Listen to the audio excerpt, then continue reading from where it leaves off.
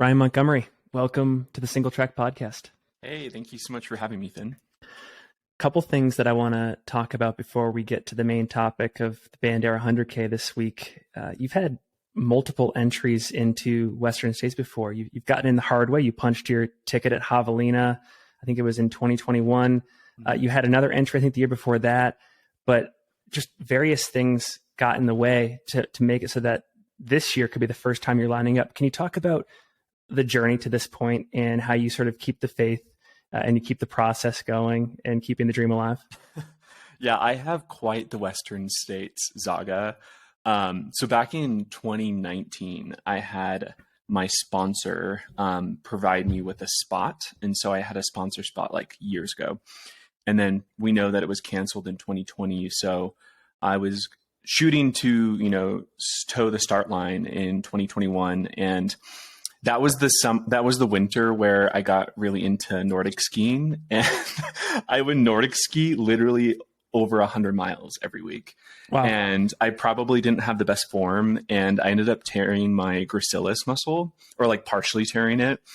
And I was in a good spot right before Western that year, but I decided to be a good athlete and think about the long haul, and I decided to pull out of the race.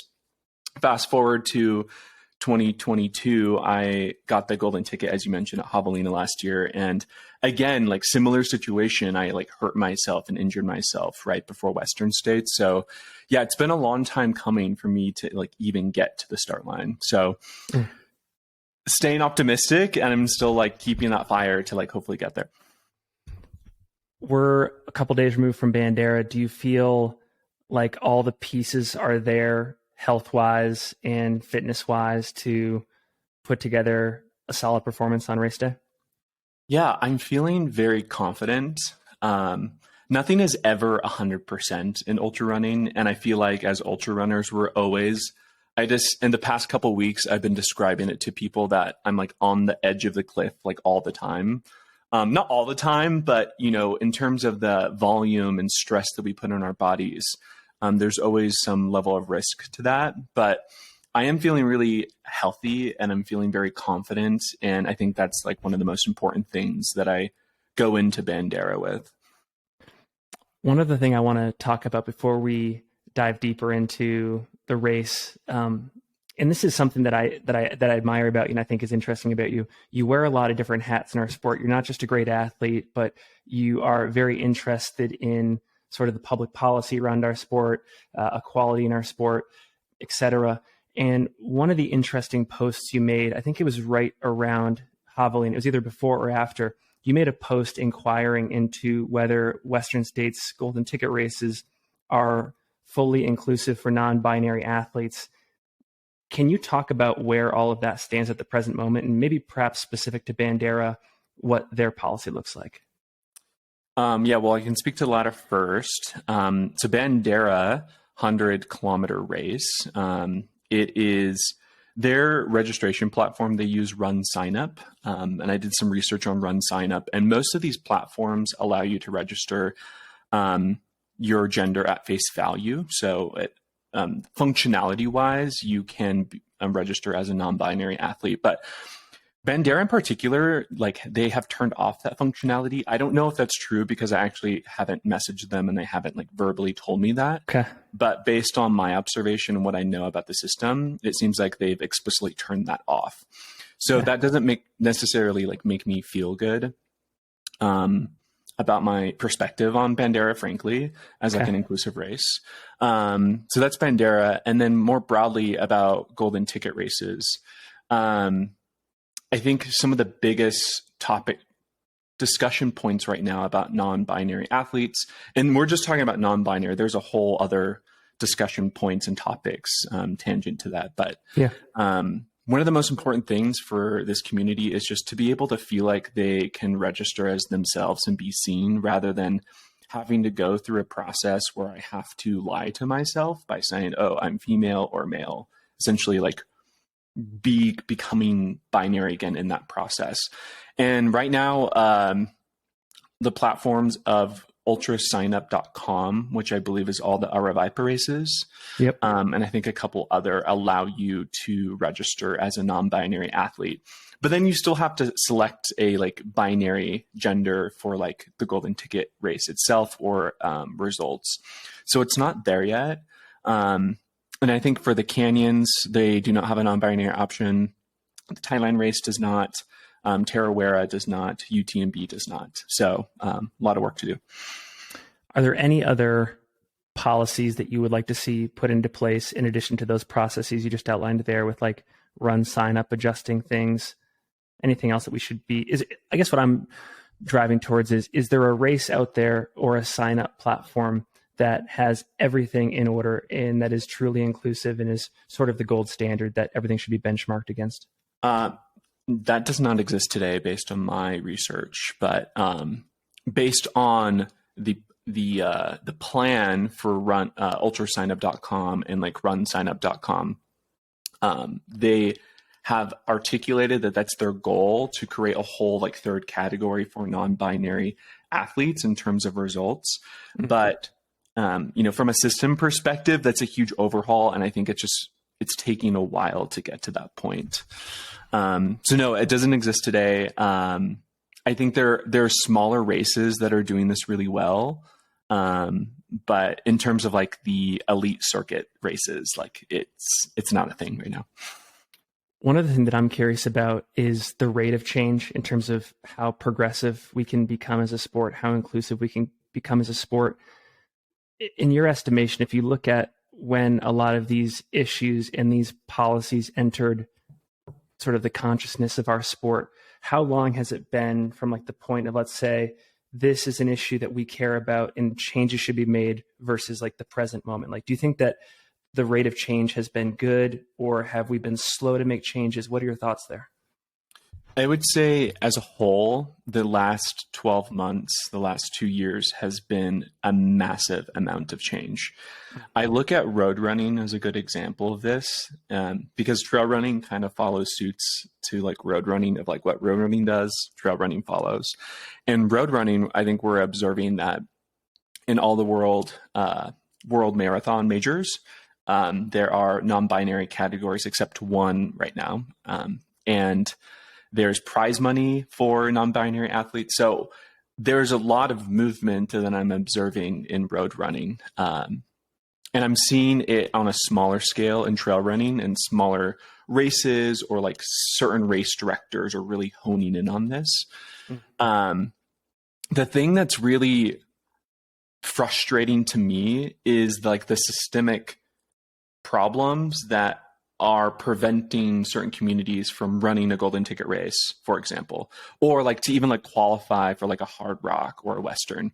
Because if like all your qualifying races don't allow you to be a non-binary athlete, inherently the lottery pool is not going to include people that are non-binary, specifically speaking to non-binary people.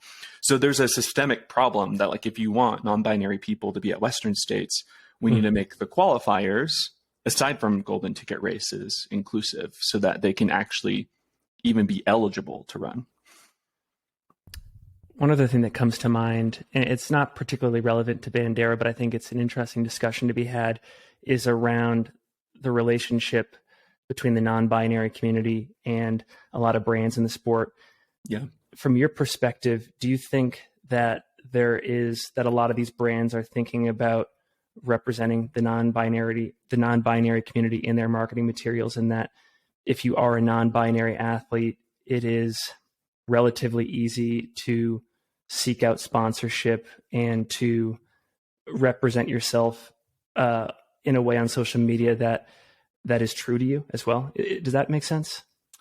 Yeah, like do non-binary athletes feel like they can be themselves almost, or do you think like doing that could prohibit a sponsorship maybe? Exactly, and especially in the traditional athlete sponsor model. I mean, I'm an example of that. And I think my sponsors really are celebrating that. And actually, with my sponsors, I'm working with them, some of them, on like product development that makes it more inclusive. So like think about a watch, when you sign up for your watch, you click male, female. Yeah. My sponsor Sunto is considering like, well, how do we create a non-binary option? And like from a product perspective, what does that even look like? And how do we change the algorithms to make, so there's a lot of like talk about that. And I think actually brands see that as a valuable asset, in my opinion. But I guess it depends on the brand and who owns it. Right on. Very cool. One last question I want to ask you before we get more deeply into Bandera. This is the final thing on the golden ticket setup. Do you foresee a point in time where it makes sense not just to have a category for male and female allocation of golden tickets, but also a category allocating 2 golden tickets at each race to non-binary participants as well? That would be really awesome. I think there are some considerations we need to like plan in order to create a process around that. I can already hear the words of people and what they might say. And so something that I'm interested in is like creating allocated spots for like certain community members, whether it's like people of color, queer, non-binary, and have that like be available. And like based on, the golden ticket races, that spot like might be allocated towards them. So I think that's like a low hanging fruit way to get more competitive non-binary athletes in the race. And then down the line, I think having like a third category or multiple categories of golden tickets would be awesome. But I think there's like some concerns that I can hear people saying is like, the population's not big enough compared to men and women. And is that fair? And I don't really know the answers to that, but I think there's ways that we can get more people in the races, whether that's through a golden ticket or not. Very cool. Well, moving on to Bandera. With this next question, I want to preface. We were talking offline, and you were telling me that about half an hour ago you were snow blowing about 3 feet of snow in your driveway. You're based in Wanship, Utah, on the Wasatch Back, and I'm curious what led you to choose Bandera, because this can be a tough time of year to get in peak shape in Utah for a golden ticket race. Well, I definitely thought about that. I don't particularly love racing in January because I just want to ski all month. But because 2022 was like such a year of not running for me and injuries, and I had surgery on my shoulder and because of an accident, and because I was getting back into running late in the summer, I felt like it was a great way to celebrate my return to fitness and my return to running. And I decided to, before I committed to Bandera, do some tests. And I did 2 50Ks in the last 2 months. And it was a good testament to me, like a good validation that like, oh, I'm fit and like my body is like ready to absorb that stress. So I felt confident like going into Bandera for that reason. I was talking with our mutual friend, Jimmy Elam, when we were down in St. George a couple weeks ago. You were there. Awesome time. And Jimmy looked over at me, I think the day we got there, and said, Ryan's fit. Like Ryan's ready to get it done at Bandera. Can you talk about some of the highlights of the training block for you? Like what's just giving you confidence, and what's just making you feel good as you think about the start line on Saturday? Yeah, I think a big change that I've adopted the last year has been really investing in strength training. And I've talked to a lot of my friends that are, pro athletes in our sport, and there's a large variety of, I'm speaking specifically in men, who do strength training or do not do strength training. And I think for me, that has been a huge, not only confidence boost, but I've been able to like absorb more stress from it. And so I think our like mutual friend Jimmy. I hired him like a handful of months ago, and Jimmy Picard. Jimmy Picard. Yes, shout out Jimmy. And I've been doing lots of strength. I've been heavy loading. I've been doing like Olympic lifting on top of all the miles that I'm running, and like walking away from those weeks where I'm like running 90 miles plus like lifting twice, and I'm feeling good. Like that is like huge for me in terms of like mental, like confidence, and also like my body is like ready to absorb a lot of stress. So that was like, I would say the biggest thing in my most recent training block. I love that. Yeah. And I think there's a a big perspective change happening, especially among elite runners, about incorporating that and mobility stuff, plyometrics, et cetera, into the workload. So you're in great shape. The golden ticket is a very real possibility. At the end of the day, though, it's still a roll of the dice for anybody in your position. Are you somebody that likes to go on the hunt all season long? Like, could we see you lining up at the Black Canyon 100K or the Canyons 100K later this year if for some reason it doesn't happen at Bandera? Like, are you on a mission right now? Or talk about how you're thinking about constructing the first half of your year.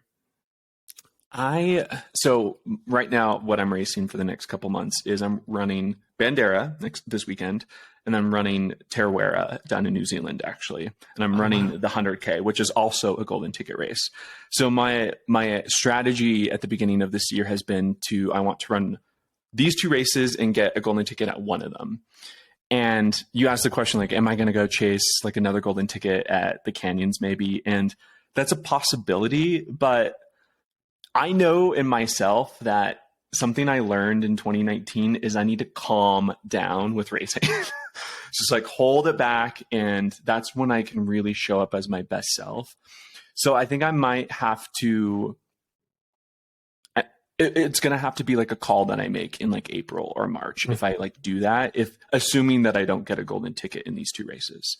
But as of right now, the plan is to get, out of those two races, one golden ticket. So odds are high with two options there. Exciting times. We're stoked to follow your race on Saturday. Also exciting to know that you'll be there at Tarawera as well. Yeah. We'll make sure to link to all of your. There? I'm doing live coverage with Aravaipa, so I'll be at like their Phoenix studio. Brett and I will, but Leah will be at all the aid stations, sort of acting as like a sideline reporter, feeding stuff back to the studio. Okay, so, awesome. And I think Mike will be there as well, Mike McMonigal. But yeah, we're stoked to follow your race. Wishing you the best. Definitely rooting for you. I'll link to all of your stuff in the show notes. One last thing I want to talk about is you're also an entrepreneur. You have an organization called Out Trails. Can you give the audience just a little bit of a overview of what's involved there, and for any folks that are interested, how they can get involved? Yeah, thanks for asking. Last year I started building queer trail community, and the organization's called Out Trails. We hosted our first running retreat, our flagship annual events, this running retreat. We had lots of scholarship money from our sponsors, and so we're able to fund 20 full tuition scholarships.